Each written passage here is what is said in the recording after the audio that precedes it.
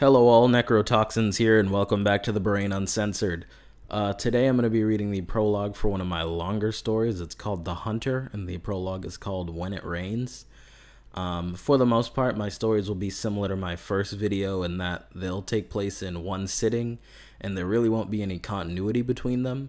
However, I'm going to occasionally break that formula up with stories like this, where I upload them a chapter at a time in between the shorter stories that make up the majority of the channel, and hopefully you enjoy it. Once again, this is The Hunter. The prologue is called When It Rains. See you guys next time. The rain was brutal that night. The pelting raindrops painted pictures on the window of Sam's bedroom, and the imagery was brought to life by the flashes of lightning and crashes of thunder that followed. Sam couldn't sleep. She sat on her bed, wrapped up in her blanket, gazing almost lifelessly out of her window. She held her knees tightly to her chest, as if letting go of them would mean losing them forever. She had had another nightmare, and the shadows that danced on the wall of her bedroom weren't helping her feel any better. She hated nights like these, because she felt silly, being so afraid of the dark when she knew there was nothing to fear. "Stupid girl," she thought. "You're a teenager now, and it's time to start acting like one." Sam had turned 13 just a few weeks prior. On her birthday, all the adults had crowded around her, showering her with affection and telling her what a bright young woman she was blossoming into. She'd smiled and thanked them all. She loved the attention. But it was moments like these that made her feel like a fraud. She wasn't strong or mature at all. When the sun went down, she was just a scared little girl, seeking protection in the form of a blanket cocooned around her. Sam's eyes remained fixated on the weather outside, in hopes that focusing on this would put her mind at ease. Then she heard a sound, a very subtle thud, that sounded as if it had come from outside her bedroom door. A very low squeaking sound escaped Sam's throat in response, like a scream stifled back by her body's inability to move. She stayed focused on the window. "There's no such thing as monsters. There's no such thing as monsters. There's no such thing as..." Thud. There it was again, but louder this time. Sam's eyes were ripped away from the storm outside and now glued to her bedroom door. She was listening hard now. Was it all in her imagination? She leaned her head ever so slightly towards the door. The noise of the rain and thunder seemed to fade away in the background, and then she could hear it. Thud, thud, thud, thud, thud, thud. It almost sounded like footsteps. Tears started forming in Sam's eyes, and she buried her face in her knees. The steps were getting progressively louder. They pounded in Sam's head. They were all she could hear now. Louder, louder, louder, and then they stopped. She slowly raised her gaze up to the doorway again. "Is it gone? What was it?" she thought, raising her hand to wipe away the tears that had left streaks running all down her face. The silence persisted, and Sam began to wonder if any of what she had heard had actually happened at all. Could she really have imagined something that vivid? Were her fears of the unexplained getting the best of her imagination as well? Or was she just going crazy? Sam decided it was probably a good idea to give sleeping another try. She just hoped that she didn't have another nightmare. The night had been distressing enough as it is. She let go of her legs and lay flat down once again. She made certain that her blanket was covering every inch of her body before she rested her head on her pillow and closed her eyes. It wasn't long before Sam's eyes were pried open again by the sound of a loud scream down the hall. It sounded like her mother. She immediately hopped out of her bed and ran to the bedroom door. She put her hand on the knob and hesitated, but only for a second. Her mother could be in real trouble, and there was no time for her to let her fears get in the way. She pulled the door open and stepped out into the hallway. Sam faced right, the direction of her parents' bedroom. The door was wide open, but she couldn't hear a single sound coming out of it, just the thunder booming from outside the window. What was going on? Sam slowly approached the open doorway.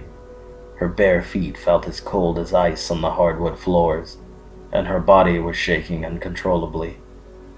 As she drew closer, her heart began beating faster and faster. She stopped just inches from the doorway. She heard something like breathing. She peered into the bedroom, scanning around for her parents.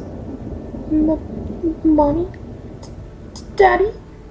She stammered, just above a whisper. The breathing stopped, and Sam's eyes widened when she finally caught sight of her parents. They were both dead, their bodies stacked on top one another in their bed, with their sheets dyed a reddish-brown color and their heads facing in the wrong direction. She screamed. She couldn't help it. Sam felt so many instinctive tugs on her body at once, she didn't know which to follow first. She fell to her knees and began to vomit, tears rolling down her face as she did. Then she heard the breathing once again, and this time it was unmistakable where it was coming from. Sam turned her head around and found herself face to face with it. It was hideous. It smelled like death, and to add insult to injury, it looked as if it was smiling at her. "Don't be afraid, child," it said, in a voice that sounded far too human to actually belong to it. It lifted Sam up and pressed her against the wall. She couldn't breathe, and she began to struggle, but it had her, and it wasn't letting go. Sam's eyes were turning red as its grip got tighter and tighter on her neck. It began hurting more and more to move against it. It hurt to fight back. She stopped moving, as if she had accepted that this is the end for her. "Good girl," it said, the smile it had never fading. Sam could only hear the sound of her own heartbeat in her head, and her vision slowly began to fade to black. Bang! Bang! Bang! Bang!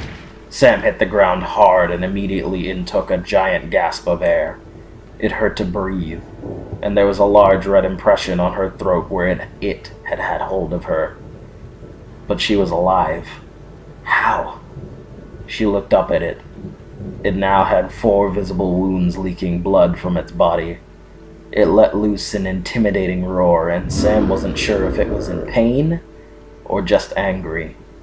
It turned around and was immediately greeted with one final bang. The contents of its head flew straight out the back and landed on Sam's nightgown. Its body lingered for a second, and then fell on top of her. She screamed and pushed against it, but it wouldn't budge. Down the hallway she could hear footsteps approaching, but couldn't raise her head up enough to see who was coming, or what was coming. Sam closed her eyes. She couldn't bear to witness any more atrocities. "It's okay," she heard a deep yet calming voice say. Still, she kept her eyes closed. She felt the pressure of the body being lifted off of her. "It's okay," the voice said again, and this time added, "It's all over." Sam opened her eyes. A tall black man who looked to be no older than 20 or so stood over her. In his hand he had a firearm, the murder weapon, the barrel still visibly hot. His head was completely shaven, and he had a goatee which looked as if it was a sloppy last-minute addition to his face. He reached for her, and she pulled away. The man frowned, almost like he took it personally. "Wait here," he instructed, and stepped over Sam, entering her parents' room. "Jesus," she heard him say from behind her. He came out of the room with a pained look on his face. He crouched down in front of Sam and placed a hand on her shoulder. His hand was heavy, and even crouched he still had a great deal of height on her from that angle. "I'm so sorry," he said. "I wish I had made it here sooner." Sam looked up into his eyes, and there was a brief pause before she broke down completely. She started crying, outright bawling this time. Her loud sobbing could be heard throughout the house over the low rumble of the dying storm. Her face had turned a reddish hue, and her eyes couldn't be seen beneath the constant flow of tears. "Let it out," he said, rubbing her shoulder. "Let it all go." Sam took in a deep breath, raised her head to the ceiling, and screamed. She gave voice to the emotion that had been stifled all that night. After this, the man hugged her, and she let him. The material he wore was tough and thick. She couldn't feel even the slightest indication that there was actually a person underneath it. His arms wrapped around her made her feel as if she was encased in cement, and yet she never wanted him to let go, partially because she had no idea what she was going to do when he did. They ended their embrace, and the man stood up. "Let me help you," he said. He put his hand out to her, and she grabbed it without much hesitation. For some reason, she trusted him, and he took her away that night. But that was what seemed like ages ago now.